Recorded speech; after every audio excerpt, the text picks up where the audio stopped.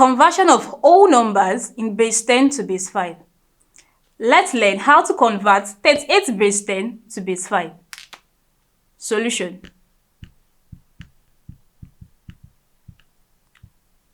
To convert from base 10 to base 5, we divide repeatedly by 5 until further division is no longer possible. And to do that, we draw a table.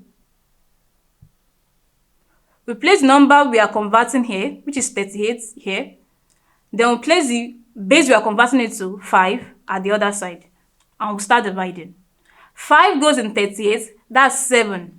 7 multiplied by 5, you have 35. When you take away 35 from 38, what remainder do we have? We have a remainder of 3. Divide by 5 again, 5. 5 goes in 7, that's 1. Remainder 2. Divide again by 5. 5 goes in 1, that's 0.